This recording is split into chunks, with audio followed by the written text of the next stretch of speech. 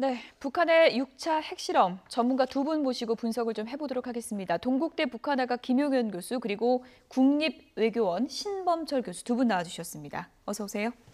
안녕하십니까. 네, 김용현 교수님. 네. 그러니까 북한 핵무기 완성을 10으로 놓고 봤을 때 지금 어디까지 왔다고 볼 수 있는 겁니까? 한 7에서 한 8 사이 정도. 예. 왜냐하면 북한의 핵 능력의 고도화 이것이 지금 오늘의 핵실험의 그 모습이다 이렇게 봐야 되는데 예. 한 두 가지 측면에서 아직 해결이 좀 덜 된 부분들이 있는 것 같습니다. 하나는 ICBM급 미사일이 실제로 대기권을 재진입할 때 발생할 수 있는 고열과 고압을 고충격을 견딜 수 있는 능력이 북한의 지금 기술적으로 북한이 그것을 갖고 있느냐. 예. 또 하나는 정확하게 탄착 지점을 그 ICBM급 미사일이 형성할 수 있느냐. 다시 말씀드리면 네바다 섬에게 떨어졌을 때와 LA에 떨어졌을 때는 완전히 차이가 있는 거거든요. 그렇죠. 그러니까 북한이 그런 유도 체계가 정확하게 구비되어 있느냐. 또 하나는 지금 이제 오늘도 핵실험이 있었습니다만 북한이 핵실험과 관련돼서 소형화, 경량화, 뭐 또 다중화 이야기를 하고 있습니다만 이 경량화 부분에 있어서 명확하게 지금 북한이 그 능력이 확보되어 있느냐 이런 것들까지 고려해서 본다면 예. 지금 북한의 핵 능력은 앞으로 한 1년에서 3년 정도 시간이 더 걸릴 것이다. 그렇게 된다면 예. 그때까지 이제 국제사회가 그 북한의 행동을 제어하거나 그것을 해소하지 못한다면 북한은 거의 완벽한 핵 보유 국가의 반열에 들어설 수 있다. 이렇게 전망할 수 있겠습니다. 1에서 3년이면 시간이 많지 않은 그렇습니다. 그런 상황이군요.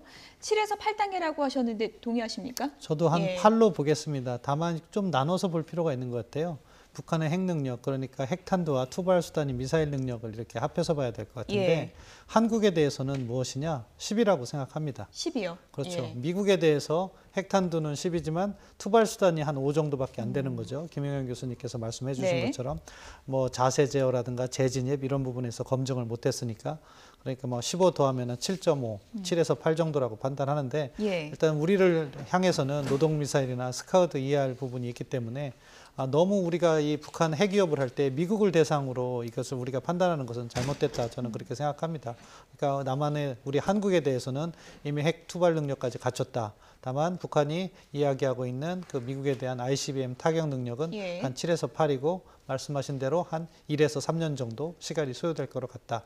이렇게 평가하고 싶습니다. 6차 핵실험에서 가장 중요한 키워드를 뽑자면 수소탄이라는 거잖아요. 네. 쉽게 설명을 해볼 때 원자탄하고 수소탄하고 이게 떨어졌을 때 어느 정도 여파의 차이가 있는 건가요? 그러니까 1952년도쯤에 이제 예. 미국이 처음 수소탄 실험을 했는데 원자탄 실험을 했을 때 150배 정도의 폭발력이 발생했습니다. 예. 그러니까 원자폭탄이 그 장난감이라면 수소폭탄은 그야말로 무기로서 완벽한 그런 그 능력을 갖고 있다. 그러니까 위력이 비교가 안 되는 거죠. 비교가 안 되는 거죠. 예. 그러니까 원자폭탄은 그냥 킬로톤으로 우리가 이야기를 합니다만 예. 수소폭탄은 메가톤으로 이야기를 합니다. 그만큼 이제 폭발력 자체가 비교가 안 되는 것이죠. 그러니까 예를 들면 히로시마 나가사키에 떨어졌던 원자폭탄이 예. 10킬로톤도 안 되는 겁니다. 그렇게 본다면 그 수소폭탄은 그것보다 수천 배 이렇게 큰 폭발력을 갖고 있다 이렇게 보기 때문에 실제 수소폭탄은 제대로 사실은 공식적으로 제대로 실험을 지상에서 별로 하질 못했습니다. 왜냐하면 예. 워낙 폭발력이 크기 예. 때문에 그렇게 본다면 수소폭탄이 만약에 북한이 완성을 한다면 그래서 물론 이제 1950년대에 개발된 수준에서 더 넘어서기는 어렵겠습니다만 네. 어쨌든 그 폭발력은 가공할 만하다 이렇게 봐야 됩니다. 수소탄은 북한이 지난 4차 핵실험부터 계속 얘기를 했던 건데 일종의 좀 허풍도 있다. 이렇게 이제 분석이 되지 않았습니까? 이번 6차 핵실험에서 말하는 수소탄은 어느 정도 좀 입증이 됐다고 볼 수 있는 건가요? 일단 폭발력이 크기 예. 때문에 어느 정도 입증이 됐다 이렇게 생각합니다. 4차 핵실험, 5차 핵실험 북한이 수소탄 이야기를 했는데 네. 그때는 우리가 오해하는 부분이요. 공산권에서는 증폭 핵분열탄도 수소탄이라고 합니다. 증폭 핵분열탄. 예, 그렇죠. 그렇기 때문에 그 대신 증폭 핵분열탄은 분열탄인 거죠. 예. 그러니까 분열을 시켜서 그 에너지로서 무기로 활용하는 거고 수소폭탄은 융합탄이라는 거죠. 그래서 이걸 다시 분열된 것을 그 열을 활용해서 중수소와 삼중수소에 융합을 해서 더 큰 파괴력을 이렇게 활용하는 건데 그 부분에 있어서는 뭐 4차나 5차 핵실험은 그거라고 하기에는 너무 폭발력이 적었다는 거죠. 5차가 최대 10킬로톤 우리는 그렇게 평가하고 있습니다. 뭐 기관에 따라서 다른 나라에서는 뭐 20킬로톤, 30킬로톤 얘기는 예. 하고 있지만 아무튼 그 정도로서는 정말 융합탄인 핵 수소폭탄이라고 하기에는 좀 부족했는데 이번에는 우리가 평가하기로 뭐 5.7에 50킬로톤 그 정도 또는 뭐 일본은 6.1로 평가하니까 한 200킬로톤까지 평가할 거예요. 이 정도라면은 수소탄에 그 융합탄에 근접했다. 그래서 우리가 이야기하는 진정한 그 융합탄, 수소폭탄도 이제 어느 정도 개발 수준이 있다. 그렇게 평가하는 게 예. 뭐 합당할 것 같습니다. 6차 핵실험을 오늘 단행한다. 이 결정을 어디서 누가 내렸는지 북한이 이례적으로 사진을 하나 공개했습니다. 그래픽으로 준비해봤는데요. 상무위원회 사진을 공개했잖아요. 이렇게 이제 당 정치국 상무위원회. 예. 김정은을 이렇게 가운데 두고 이렇게 삥 둘러앉은 모습인데 네네. 한 명 한 명 누군지 좀 설명을 해주시죠. 그렇습니다. 지금 예. 이제 당 정치국 상무위원회는 5명으로 지금 구성이 돼 있는데 예. 중국 같은 경우는 7명으로 구성되어 있습니다. 그러니까 북한을 움직이는 5손가락 안에 든 사람이 저 사람들이다 이렇게 보면 됩니다. 예. 지금 이제 박봉주는 내각 총리고요. 지금 이제 저기서 가장 중요한 인물은 네. 사실상 중요한 인물은 이제 최룡해라고 하는 최룡해요. 사람이. 지금 뭐 좀 저희가 그렇습니다. 뒤만 지금 이제 보여서 뒷모습 얼굴을 좀 보이는데요. 했는데 예. 지금 이제 노동당 중앙위원회 부위원장이고 뭐 다양하게 김정은 위원장을 보좌하는 사람입니다. 예. 황병서 군총 정치국장, 군을 대표하는 그 북한에서 최고 엘리트다 이렇게 보면 되고요. 지난 인천 아시안 게임 때도 왔던 인물입니다. 최룡해도 그때 같이 예. 왔었고요. 김영남 최고인민회의 상임위원장은 지금 뭐 90이 다 된 인물인데, 그렇죠. 그 김영남 같은 경우는 이제 상징적인 인물이다 이렇게 봐야 될 것 같고요.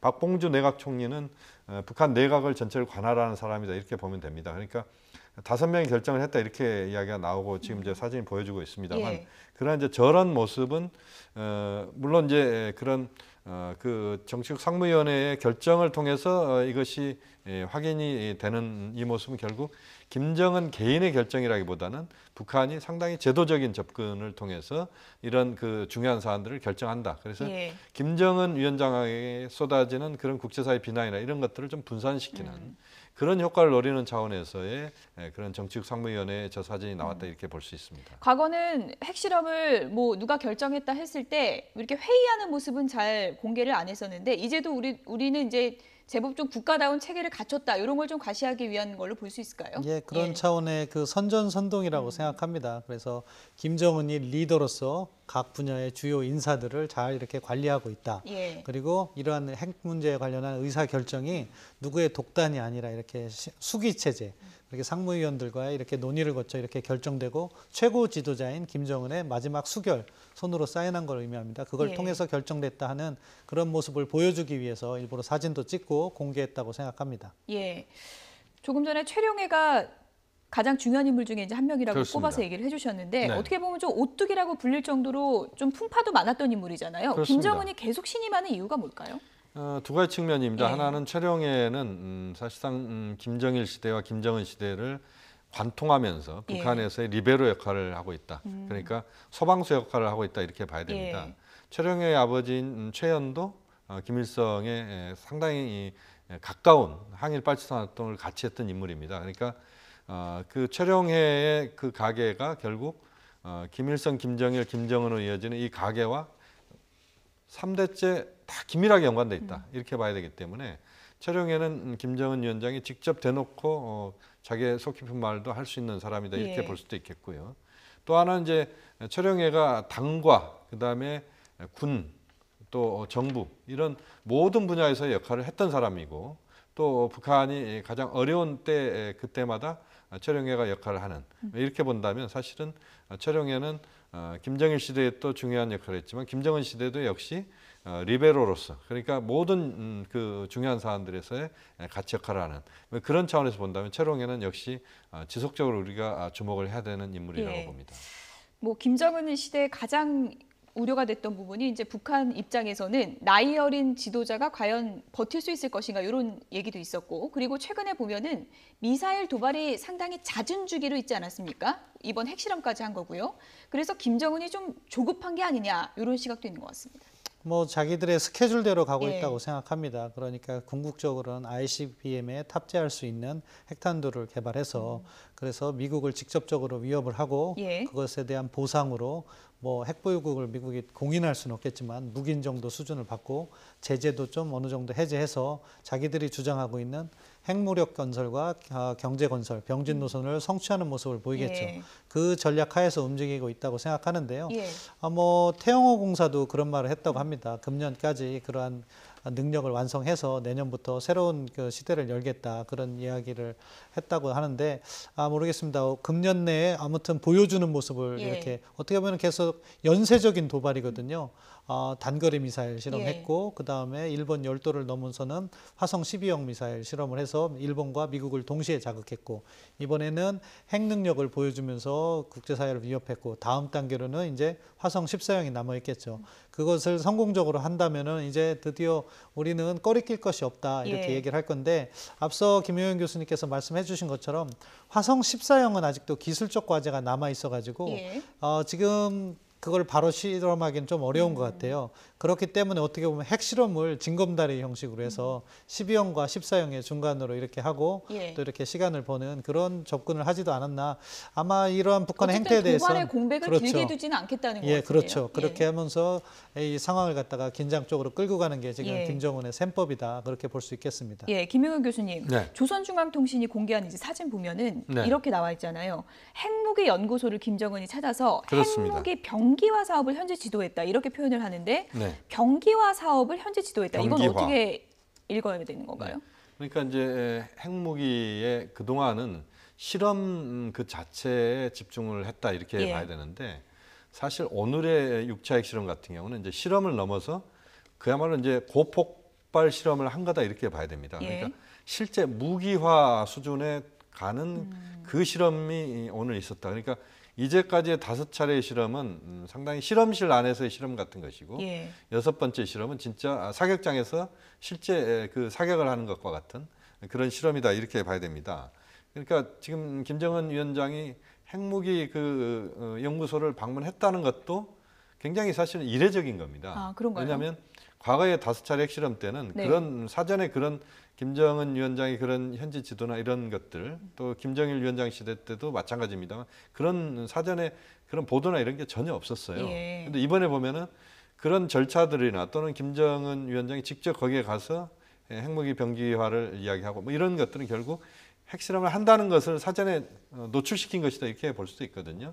또 보면 이제 장고형으로 된 그 수소폭탄 같은 그런 폭탄도 이제 보는 이런 사진도 있고 예. 이렇게 보면 북한이 이번 6차 핵실험을 굉장히 좀 치밀하게 좀 준비한 부분이 있다. 예. 또 트럼프 정부가 제대로 북한에 대해서 대화적으로 방향을 제대로 명확하게 잡지 않는 이 상황에서는 어쨌든 북한은 핵 고도화에 우선 집중한다 이렇게 판단한 것 같습니다. 그런 예. 차원에서 이번에 기술적인 부분들을 이번에 보면은 뭐 오늘 3시 반에 북한에서의 준비해 발표 리춘이 있었죠. 예. 그 아나운서의 발표 내용을 보더라도 굉장히 기술적인 부분들을 세세하게 이야기했거든요. 예. 이런 적이 없었습니다, 과거에.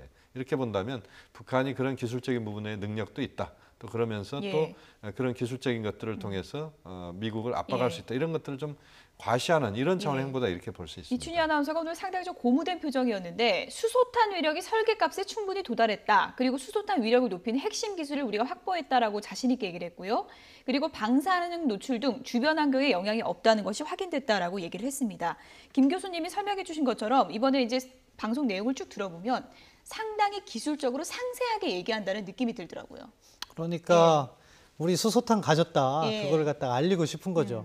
4차나 5차 때는 뭐 수소탄이라는 얘기를 했지만 그냥 아주 단순한 내용이었습니다.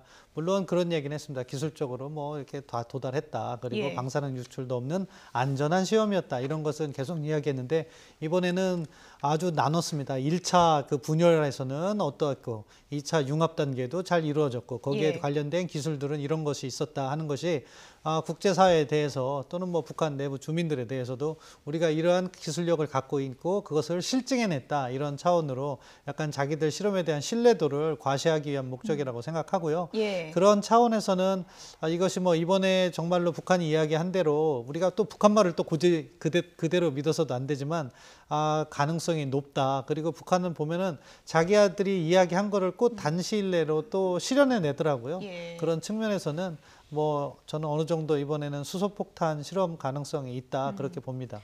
항상 보면은 항상 굵직굵직한 보도 있을 때는 이춘희 아나운서가 나와서 이제 중대 발표를 할 때가 많은데 그렇습니다. 아버지 세대부터 이제 계속 하지 않았습니까? 과거에 뭐 예. 할아버지 세대부터 예. 했죠. 그러니까 우리가 이춘희 아나운서를 그 머릿속에 기억할 만한 것이 김정일 위원장 사망 때, 그렇죠. 그때 이제 이춘희 아나운서의 그 목소리를 아마 기억을 하실 예. 텐데요.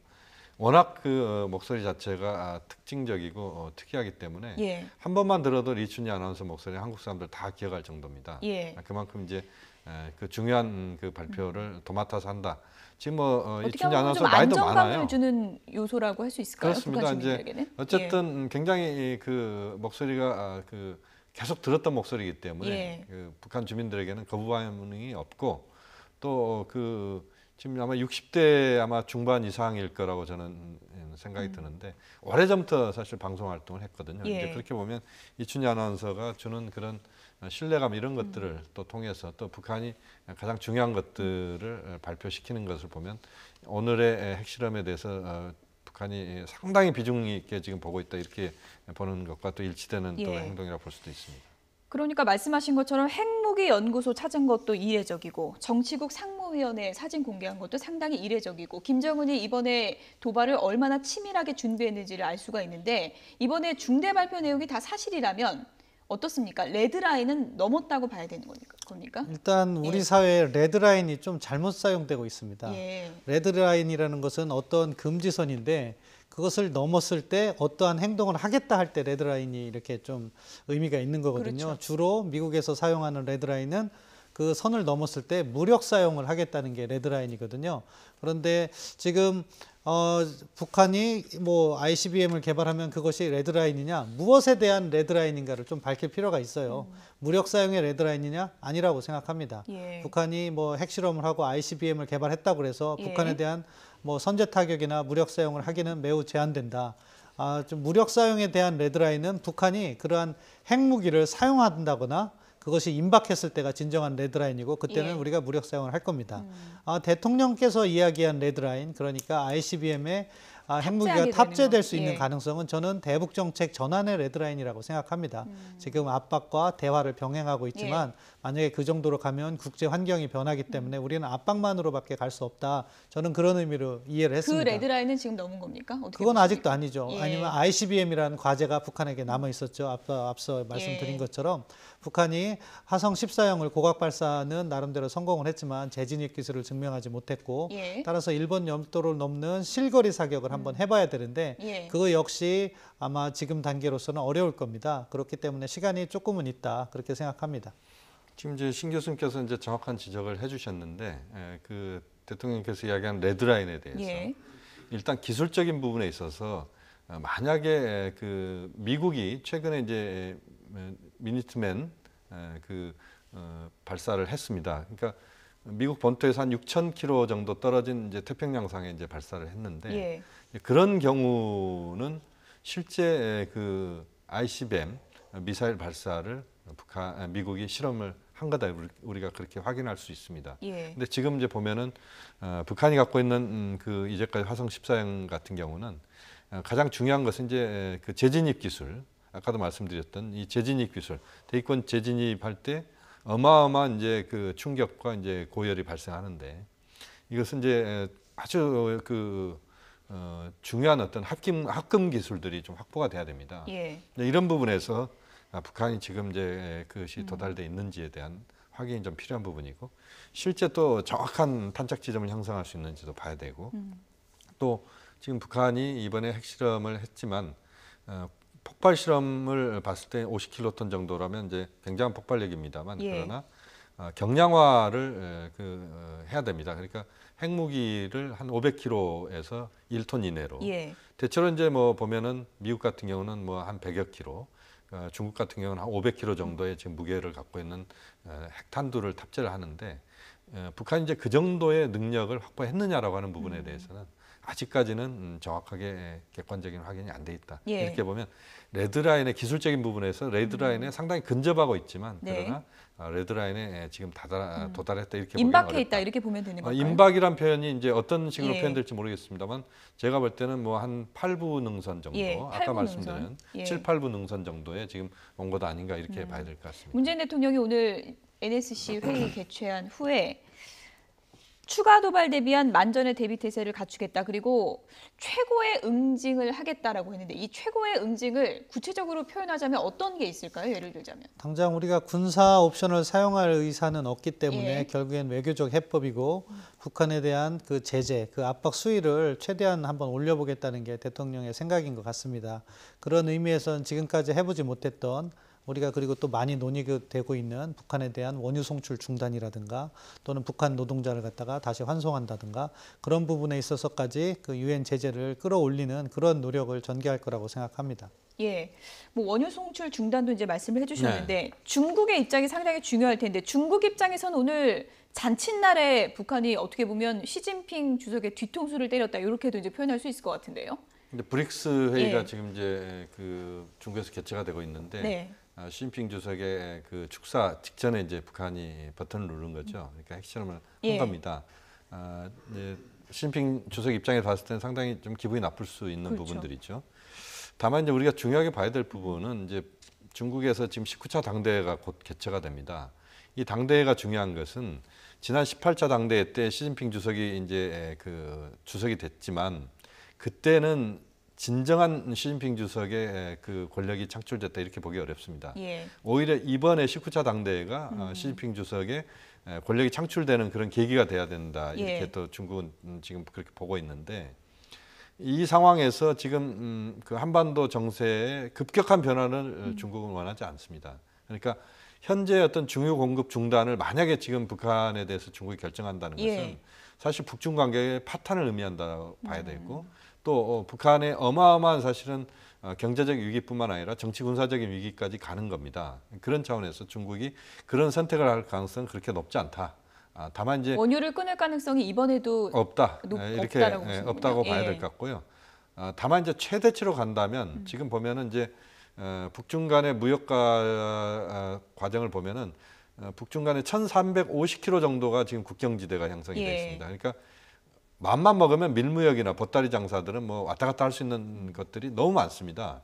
또 서해상에서 보면은 북한의 어선들이 조업하면서 중국 배에 그것을 판매하고 중국 배에서 달러를 받는 그런 밀수들이 이루어지고 있거든요. 예. 이런 것들을 완벽하게 이제 차단하는 조치를 중국이 한달지 예. 또는 거기서 더 나간다면 중국이 정말 G2 국가로서 미국의 그런 북한에 대한 압박 이것을 중국이 받아들인다면 원유를 북한에 공급하는데 그것을 부분적으로 좀 제한하는 조치를 한달지 예. 이것이 최대치다 이렇게 봐야 될 것 같고요. 예. 그렇게 본다면 사실 중국 입장에서는 이번에도 역시 그 북한에 대한 제재는 국제사회 공조를 하지만 그러나 우리가 그 아주 특기할 만한 정도의 예. 중국의 제재 가능성은 당분간은 높지 않다.